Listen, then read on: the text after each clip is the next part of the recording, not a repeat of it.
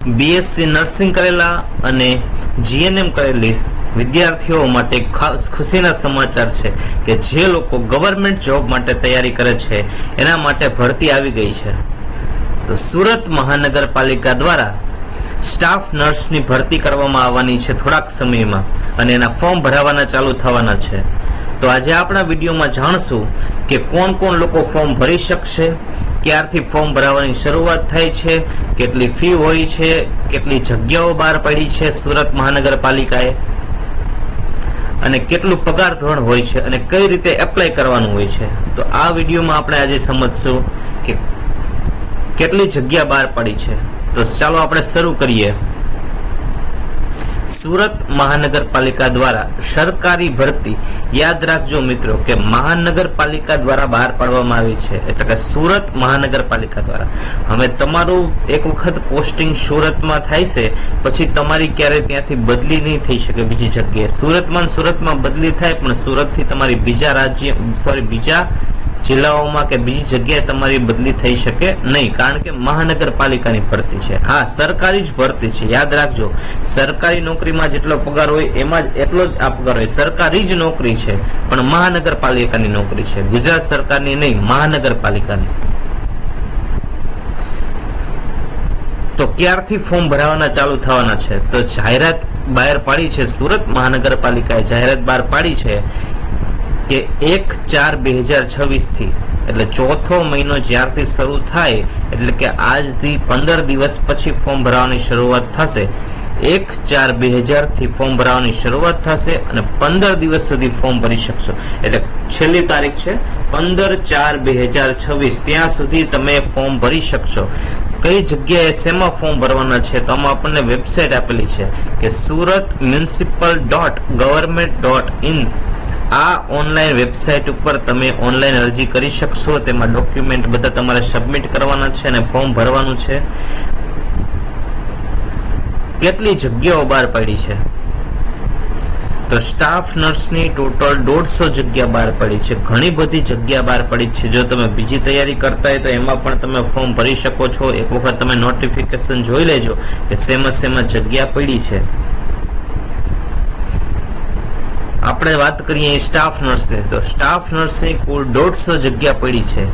એમાં અનુસૂચિત જાતિની કેટલી જગ્યા છે? તો અનુસૂચિત જાતિની 5 જગ્યા છે, મહિલા માટે 2 જગ્યા છે, અને અનુસૂચિત જાતિની 5 એટલે ટોટલ 7 જગ્યા છે, પણ 7 માંથી 2 સ્ત્રીઓ માટે અનામત છે.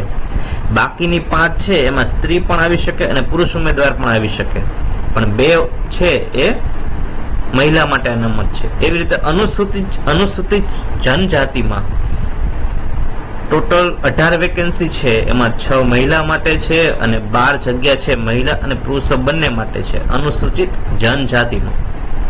એવી રીતે સામાજિક અને શૈક્ષણિક રીતે પછાત એટલે કે ઓબીસી વર્ગ માટે ટોટલ 35 જગ્યા છે. 35 માંથી મહિલા માટે 11 જગ્યા અનામત છે અને મહિલા અને પુરુષ માટે થઈને 24 જગ્યા અનામત છે.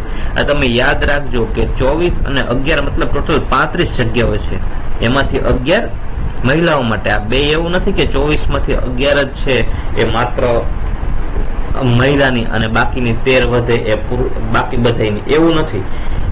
અનામત સ્ત્રીઓ માટે 33% અનામત આવે છે, એમાં લાગુ કરવામાં આવ્યું છે કે મહિલાની 11 સીટો અને ટોટલ ઓબીસી માં જે આવતા હોય મહિલા અને પુરુષ એમની ટોટલ 24 જગ્યા, ટોટલ 35 જગ્યા હશે.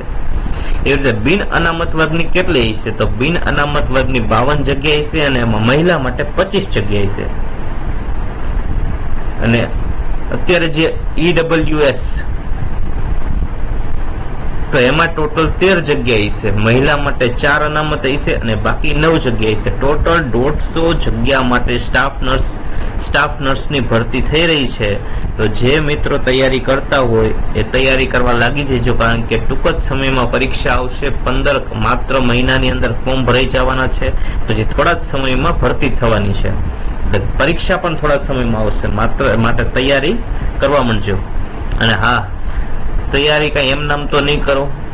તમે કે ઓનલાઈન યુટ્યુબ માંથી તમે મદદ લેશો લેક્ચરની, તો એના માટે આપણી યુટ્યુબ ચેનલમાં જૂના પેપર પણ આપેલા છે કે જે મહાનગરપાલિકા દ્વારા પેપર લેવામાં આવ્યા હોય અથવા તો ગુજરાત સરકાર દ્વારા જે સ્ટાફ નર્સની ભરતી માટે જે પેપર લેવાના હોય એ બધાના આપણે પેપર સોલ્યુશન મૂકેલા છે, સમજણ સાથે મૂકેલા છે કે કઈ રીતે એના ઉત્તર આવે એ આપણે સમજાવેલું છે. તો આપણા વિડીયો તમે યુટ્યુબમાં આપણી ચેનલમાં જઈને જોઈ શકો છો.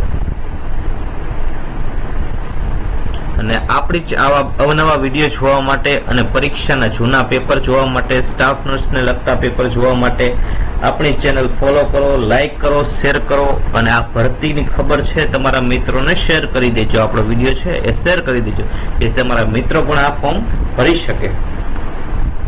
હવે જો મહિલા ઉમેદવાર જે અનામત જગ્યાઓ આપેલી છે, અનામત જગ્યામાં જો લાયક મહિલા ઉમેદવાર ઉપલબ્ધ નહીં થાય તો એ જગ્યામાં જે તે પુરુષ હશે તો પુરુષ ઉમેદવારની ભરતી કરવામાં આવશે. એટલે માની લ્યો કે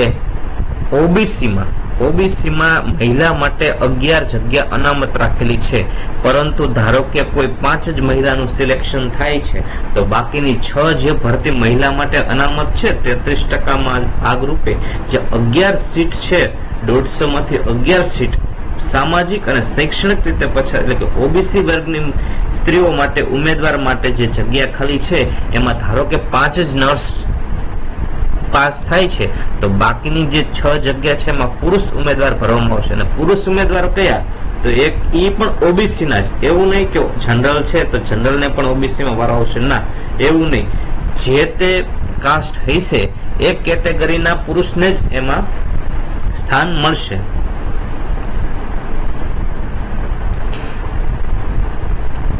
અને માની લ્યો કે એવું નથી, ધારો કે 10 જગ્યા આપેલી છે, 10 જગ્યામાંથી 3 જગ્યા મહિલા ઉમેદવાર માટે અનામત છે તો જે બાકી એમાં 7 જગ્યા રહે છે એનો મતલબ એવો નથી કે એમાં પુરુષ ઉમેદવારને જ ભરવાના, એમાં મેરિટના આધારે ભરવાના કે કેટલા કોણ મેરિટમાં આગળ છે. પછી એ સ્ત્રી હોય કે પુરુષ હોય તો મેરિટના આધારે જગ્યા ભરવામાં આવશે. ધારો કે અનુસૂચિત જાતિમાં ટોટલ 7 જગ્યા છે, 2 મહિલા માટે અનામત છે, બાકીની 5 છે સ્ત્રી અને પુરુષ બંને માટે છે. કયા? તો કે અનુસૂચિત જાતિના પુરુષમાં. હવે માની લ્યો કે 7 સ્ત્રીઓ છે, અનુસૂચિત જાતિની 7 સ્ત્રીઓ છે જેને ટોપ રેન્ક છે સાથે તો ઉપર જે 7 સ્ત્રીઓ છે બધી જગ્યા છે અનુસૂચિત જાતિની કેટેગરીની જે બધી જગ્યા છે એ માત્ર મહિલા ઉમેદવારથી જ ભરાશે. પછી એવું નહીં કે પુરુષ માટે આ અનામત નથી તો પુરુષ માટે જુદી રાખી છે, ના એવું નહીં. મહિલા માટે જ માત્ર અનામત છે, બાકીની જે કેટેગરીમાં જે સીટ છે એમાં કોઈ પણનો વારો આવી શકે, સ્ત્રીનો પણ આવે અને પુરુષનો પણ આવે. એ કઈ રીતે આવશે? તો કે મેરિટ વાઇઝ. હવે આ પરીક્ષા છે તેનું લાયકાત ધોરણ શું છે? તમારે સ્ટાફ નર્સના ફોર્મ ભરવું છે મુખ્ય સેવિકામાં તો એની લાયકાત શું છે? તમારી પાસે શું ક્વોલિફિકેશન હોવું જોઈએ? તો જે CCC નો કોર્સ આવે છે, CCC નો કોર્સ તો એ તમારી પાસે કોર્સનું સર્ટિફિકેટ હોવું જોઈએ અથવા તો સુરત મહાનગરપાલિકા દ્વારા જે ટ્રેનિંગ આપવામાં આવતી હોય કોમ્પ્યુટરની તે પ્રમાણપત્ર તમારે રજૂ કરવાનું રહેશે. આ લગભગ મોટા બધા ભાગના લોકો પાસે જ હશે જ, CC નું સર્ટિફિકેટ હશે જ, એટલે એમાં તમારે ગભરાવાની જરૂર નથી. જો કોઈ પાસે ન હોય તો કઢાવી લેવા વિનંતી, જેથી તમે કદાચ પાસ થાવ તો અટકો નહીં આગળ. મોટા ભાગના લોકો પાસે હશે CCC નું સર્ટિફિકેટ. બીજું શું, કોણ ફોર્મ ભરી શકે? આ જાહેરાત છે તો BSc નર્સિંગમાં કોણ જાહેરાત કરી શકે? તો એક તો જેને BSc નર્સિંગનો કોર્સ કર્યો હોય છે માન્ય યુનિવર્સિટીમાંથી, રેકોગ્નાઇઝડ યુનિવર્સિટી, ગુજરાત સરકાર દ્વારા માન્ય જેટલી યુનિવર્સિટી છે એમાં એ બધા લોકો ફોર્મ ભરી શકે. એટલે માન્ય યુનિવર્સિટી એમાં કઈ મૂંઝાવાની જરૂર નથી. ક્યારેક જ ભાગ્ય એવું બને કે કોઈ યુનિવર્સિટી છે નકલી યુનિવર્સિટીમાં તમે ભણતા હોય, બાકી બધા છે ભણતા એ બધી અસલી જ યુનિવર્સિટી હોય, એટલે એમાં કઈ બહુ મૂંઝાવાની જરૂર નથી. કારણ કે કોલેજ ઘણા વર્ષોથી હોય છે અને એને માન્યતા પણ મળેલી હોય છે ને તમારા મિત્રો પણ નોકરીમાં લાગેલા જ હોય છે, એટલે એ કઈ બહુ શંકાને સ્થાન નથી. એક BSc નર્સિંગ વાળા ભરી શકે અને બીજું GNM વાળા ભરી શકે. જેને GNM કરેલું હોય એ GNM વાળા ભરી શકશે અને BSc નર્સિંગ વાળા ભરી શકશે. CCC નું નોલેજ હોવું જોઈએ તમારી પાસે ગુજરાતી અને હિન્દીનું જ્ઞાન હોવું જોઈએ. એ તો તમે ગુજરાતમાં રહ્યો એટલે તમારી પાસે હોય જ. 35 વર્ષથી વધુ ઉંમર ન હોવી જોઈએ. જો 35 વર્ષથી વધુ ઉંમર હોય તો તમે કેટેગરીમાં આવતા હોવો જોઈએ. તમને કેટેગરીનો લાભ મળતો હોય, વિકલાંગતાનો લાભ મળતો હોય તો તમે ફોર્મ ભરી શકો.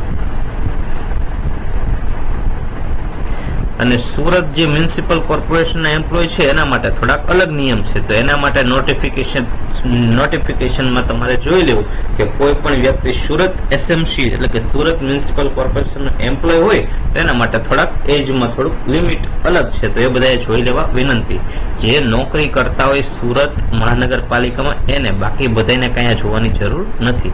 બધી સરકારી ભરતી જેમ જ આમાં એજ લિમિટ છે. હવે પગારની વાત કરીએ. મુખ્ય વાત પગારની, કે તમારો પગાર કેટલો હશે. તો જે લોકો 150 જણાનું સિલેક્શન થશે એનો પગાર કઈ રીતે હશે. તો પહેલા 3 વર્ષ માટે ફિક્સ પગાર હશે. પહેલા તમે પ્રોબેશનરી પીરિયડ ઉપર કહેવાય, મતલબ કે તમે 3 વર્ષ સુધી તાલીમ પામો છો. તૈયાર તમારો પગાર કેટલો હશે જયારે તાલીમ લેતા હશો ત્યારે? તો તમારો પગાર ત્યારે હશે 17,500 રૂપિયા માસિક. મહિને તમને 17,500 રૂપિયા આપશે. ક્યાં સુધી? 3 વર્ષ સુધી. તમારો ગ્રેડ પે કેટલો હશે? તો 4200 રૂપિયા હશે. એટલે બહુ સારો ગ્રેડ પે કહેવાય. તમારો પે બેન્ડ કેટલો હશે? તો 9,300 થી 34,800 સુધી. અને પે મેટ્રિક્સ કેવું હશે? તો કે લેવલ 6 પ્રમાણે હશે. તમે જોતા હશો, તમે ઘણી વખત વિડીયોમાં જોયું હશે કે બધાનો પગાર વધવાનો છે, 8મો પગાર પંચ આવ્યું. તો એમાં 1 થી લઈને 18 સુધી એવા લેવલ અલગ અલગ આપેલા હશે કે તમે કયા લેવલમાં આવો છો એ પ્રમાણે તમારો પગાર વધશે. તો તમારો પે મેટ્રિક્સ કેટલું હશે? તો કે 35,400 થી લઈને 1,12,400 સુધી તમારું પે મેટ્રિક્સ હશે. એટલે આપણે ટૂંકમાં વાત કરીએ તો અત્યારે તમે ટ્રેન લાગી જાવ નોકરીએ, પછી તમારો 3 વર્ષ સુધી પગાર કેટલો હોય? તો કે 17,500. જેવા તમારા 3 વર્ષ પૂરા થાય એટલે લગભગ તમારો પગાર છે એ 3 વર્ષ પછી 50,000 ની આજુબાજુ થઈ જશે. અને પછી તમારો પગાર છે એ વર્ષમાં 2 વખત વધે. તમને દર 6 મહિને મોંઘવારી ભથ્થું મળે એટલે વર્ષમાં તમારો પગાર 2 વાર વધે. ત્યારે 3 વર્ષ પછી. અને 3 વર્ષ પછી તમારો પગાર કેટલો હશે? તો અંદાજિત 50,000 ની આજુબાજુ હશે. વધુ પણ હોઈ શકે, પણ 50,000 ની આજુબાજુ તો પગાર હશે જ. જો તમારો 8મા પગાર પંચ પ્રમાણે પછી ગણો તો ક્યારેક વધુ થઈ શકે પગાર. ત્યારે પગાર ધોરણ બહુ સારું છે. તો જે લોકોને છે એ સરકારી નોકરી કરવા ઈચ્છતા હોય, ખાસ કરીને સ્ટાફ નર્સમાં, તો એ બધા તૈયારીમાં લાગી જાજો. કેમ કે તમારી માટે સુખનો સૂરજ ઉગાડવાની બહુ સુવર્ણ તક છે. જો તમારે સુખનો સૂરજ ઉગાડવો હોય તો તૈયારી કરવા માંડજો, ફોર્મ ભરી દેજો.